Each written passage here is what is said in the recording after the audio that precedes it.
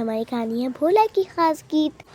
एक गहरे जंगल में जहाँ सूरज की किरणें पत्तों से छन कर आती थीं, वहीं भोला नाम का एक छोटा हाथी रहता था। वो बहुत शरारती और बहुत जिंदा दिल था। इसकी माँ जिया हमेशा इसे नज़दीक रहने के लिए कहती थी।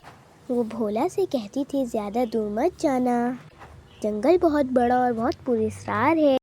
पर भोला का दिल नई नई चीज़ों ढूंढने के लिए बेताब रहता था। एक सुबह जब सब सो रहे थे, इसने एक नीली चमकती तितली को उड़ते हुए देखा।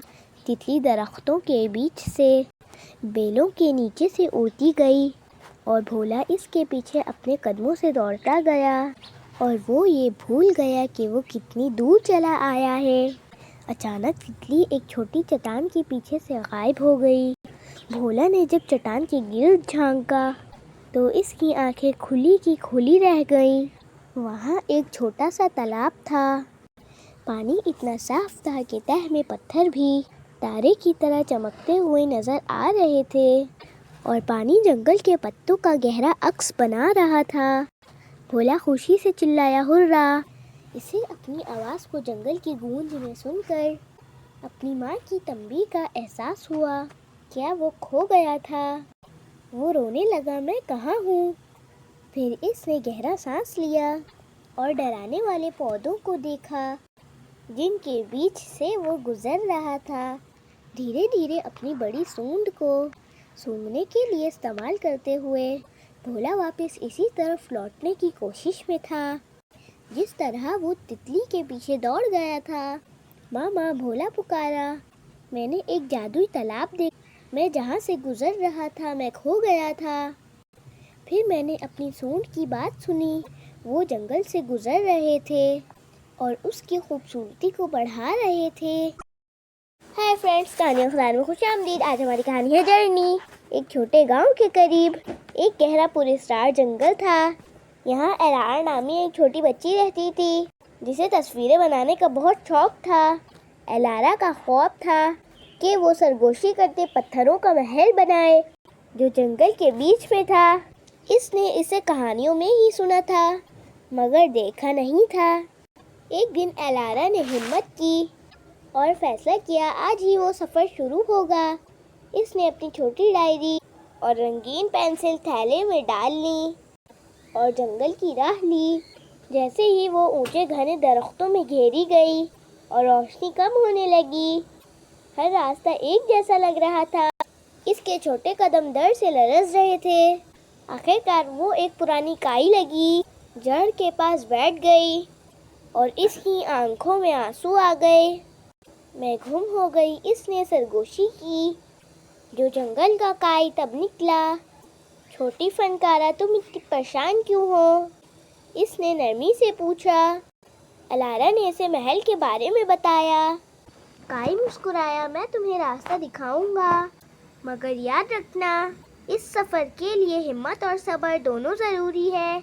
जैसे ही वो आगे बढ़े, काई ने इसे छोटे पौधे और चमकते हुए मशरूम दिखाए और एलारा ने अपने डर को भुला दिया और इन हैरत अंगेज चीज़ों की तस्वीर बनाना शुरू कर दिया। आखिरकार दरख्तों की कतार ख़त्म हो गई। सामने शाम की हल्की नीली रोशनी में सरगोशी करते पत्थरों का महल शान से खड़ा था।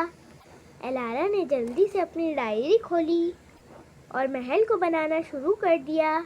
इसे एहसास हुआ कि असल खूबसूरती मंजिल में नहीं बल्कि इस छोटे से सफ़र में थी जो कि इसने हिम्मत से तय किया।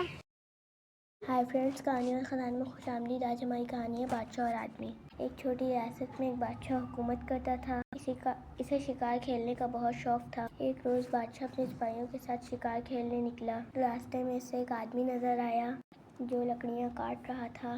करीब ही एक गधा बंधा हुआ था और एक छोटी झोपड़ी थी।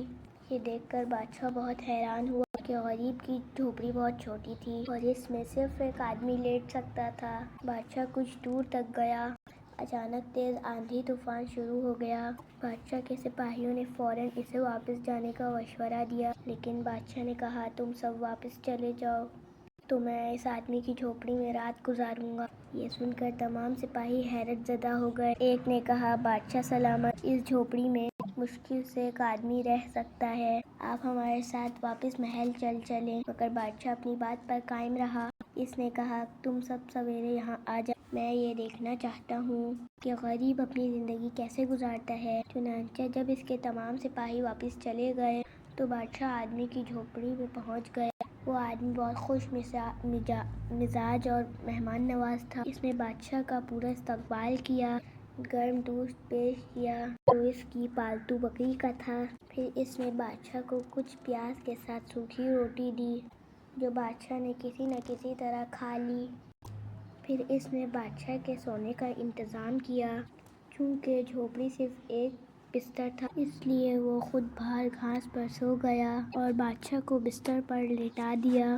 پوری رات بادشاہ کو نیند نہیں آئی کیونکہ اسے اپنے محل کے نرم بستر پر نیند آتی تھی۔ صبح اس نے اس آدمی سے پوچھا، آخر تم شہر میں کیوں نہیں رہتے؟ بادشاہ سلامت، میرے پاس اتنے پیسے نہیں ہیں، اس نے کہا، اس وجہ سے میں ادھر رہنے پر مجبور ہوں۔ بادشاہ کو یہ سن کر بہت دکھ ہوا۔ اس نے فوراً اپنے محل کا ایک کمرہ مفت میں دینے کا حکم دیا اور شاہی خزانے سے اس کے لیے ماہانہ وظیفہ بھی جاری کروا دیا۔ تو فرینڈز، آپ کو آج کی کہانی کیسی لگی؟